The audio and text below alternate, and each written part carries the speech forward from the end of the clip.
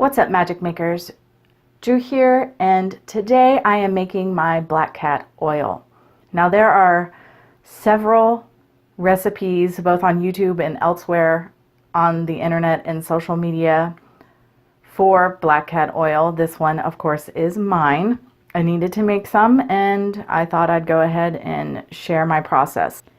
Now for me, black cat oil is all about defensive magic. So everything that I am including in my oil is good for defensive magic. So warding, banishing, binding, exorcism, return to sender, any form of protection.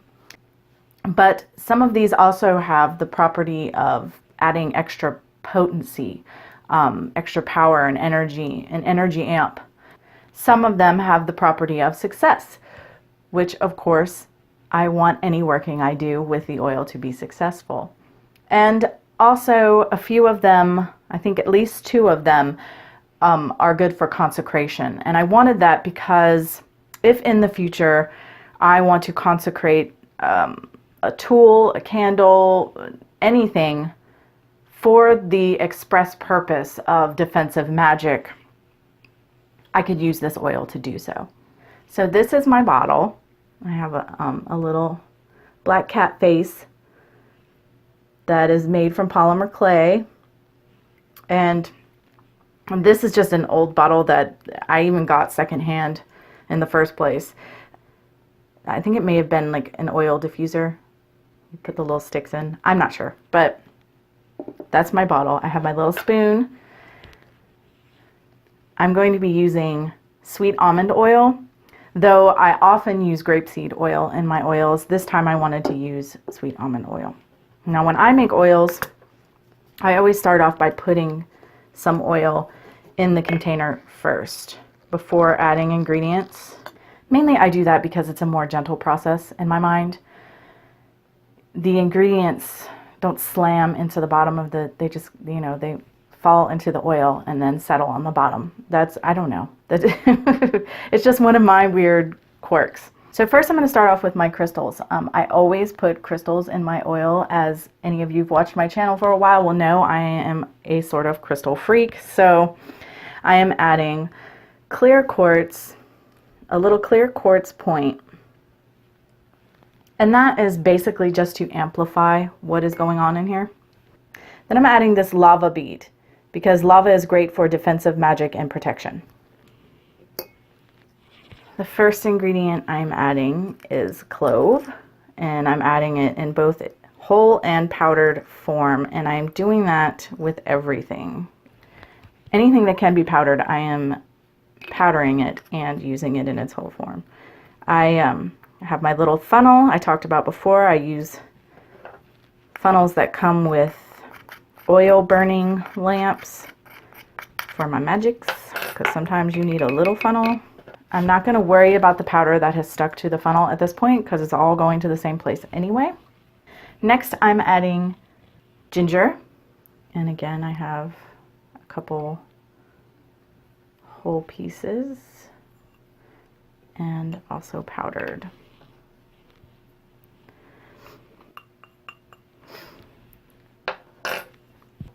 The ginger is such a fine powder that it has decided it doesn't want to go down, so I've got my handy dandy wooden skewer, and I'll just make like a tornado. Because if you just try to shove it through, it's just going to make it jammed up and it won't go through. So if you spin it like you're stirring it, it'll go down. Next I have some star anise, however you say that word.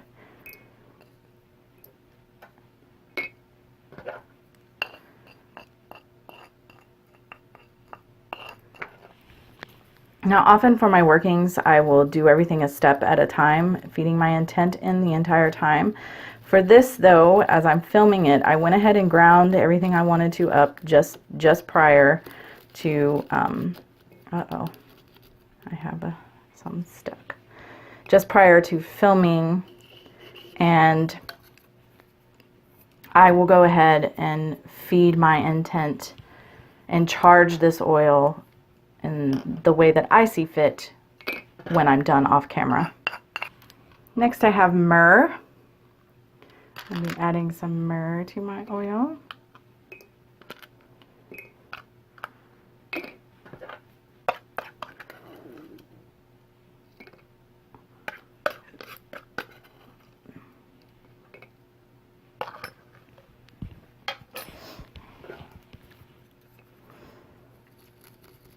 And you can use as much or as little of your ingredients, your powdered ground up ingredients for your oil as you like. And if I didn't say so before, I completely encourage you to seek out other people's oil recipes if you're interested, and see how they make theirs and see what works for you, what resonates with you, and go for that.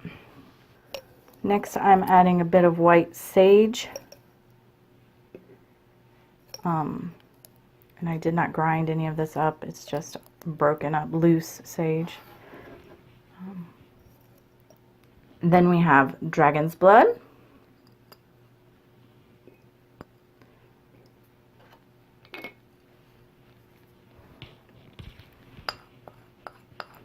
And in your oil, you can either, you know, it's up to each individual to decide how to make their oils and work their magic. So if you just like the ground up, just put ground up. If you prefer whole things, honestly, in a lot of my oils, I prefer to keep things whole, which is why I'm doing both in this oil.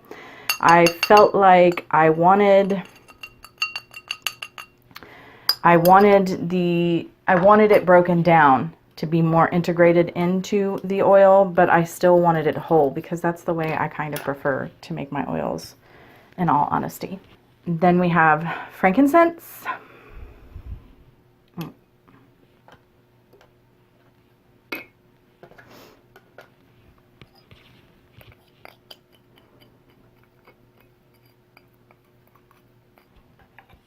And then there's catnip.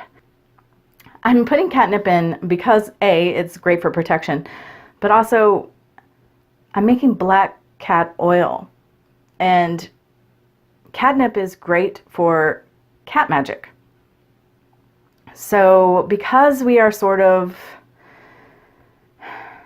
invoking this idea of this black cat, you know, breaking hexes and protection and defensive magic and all this kind of thing, at least with regards to my oil, I'm using some catnip. For me, this ingredient is both practical and whimsical. Last but certainly not least, I am adding some activated charcoal that I have ground up. And first off, I associate charcoal with protection because for me it is associated with the hearth and home. But also the charcoal turns my oil black. Now, if you decide to go with the charcoal method, I mean, you obviously don't need your black cat oil to be black. There are many methods. I believe Lady Grave Dancer uses candle dye. I've seen other people use inks. It's whatever you want to use.